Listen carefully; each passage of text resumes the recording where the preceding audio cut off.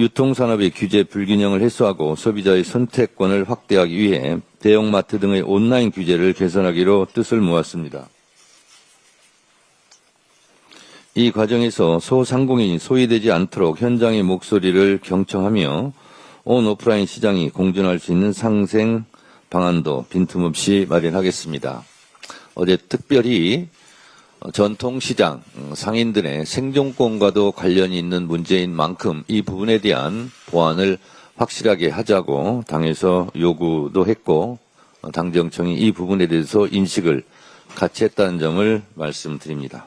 특히 유통규제 개선과 관련해서 유통산업법 관련 마트의 새벽 배송 허용 문제가 검토되고 있습니다. 우리 당은 어떻든 간에 이런 규제의 개선이 반드시 필요하지만 상생 방안이 함께 마련되어야 한다. 이런 입장으로 앞으로도 이 문제의 해결을 위해서 함께 노력하겠습니다. 이 부분과 관련해서 사실은 이제 외국 온라인 유통기업의 사실상 국내에서의 어떤 새벽 배송 독점, 새벽 배송 시장의 독점이 이번에 우리가 쿠팡 사건으로 우리가 톡톡히 목격을 한 바가 있습니다. 외국 기업이란 이유로 이번 쿠팡 사태에서 온갖 전횡을 하면서도 전혀 성찰하지 않고 또 국내의 여러 조사 과정에 대한 협조조차 제대로 하지 않으면서 오만한 태도로 일관하는, 그리고 국내의 소비자를 무시하는 이런 태도를 우리 국민들이 보면서 땅을 치는 어떤 분노와 그런 서러움이 있었어도 이걸 어떻게 해결할 수 없는 그런 상당히 어려운 상황에 처한 것이 사실입니다. 이것은 왜 그러냐? 결국에는 그 해외 기업들의 독점으로 인해서, 시장의 독점으로 인해서 국내 기업들이 역차별을 받고 있기 때문입니다.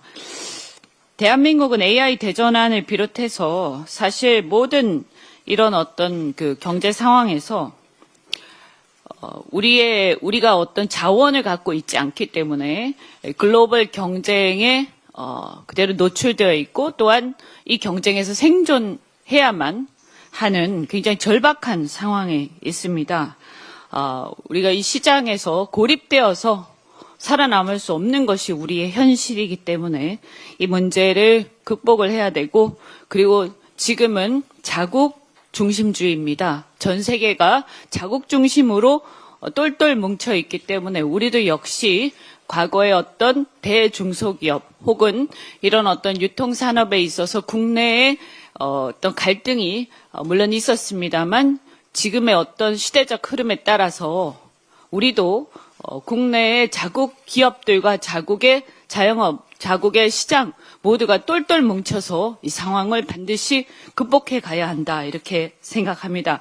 시대적 변화에 적응하면서 이 부분을 함께 상생해서 해결할 수 있는 방안을 꼭 지혜롭게 찾아야 합니다. 그래도 우리가 계속 느끼는 거지만 그래도 국내 기업이, 한국 기업이 그래도 외국 기업보다 낫구나, 이런 걸 느끼지 않습니까? 상생 방안 중에서 이런 새벽 배송뿐만 아니라 여러 배송 시스템, 이 온라인 위주로 시장이 옮겨가고 있는 것에 대해서 우리의 재래시장, 전통시장도 이런 시장의 변화에 적응할 수 있도록 지원하고 함께 모색하는 것이 굉장히 필요하다고 생각합니다. 이 부분에 대해서 지혜를 모아가도록 하겠습니다.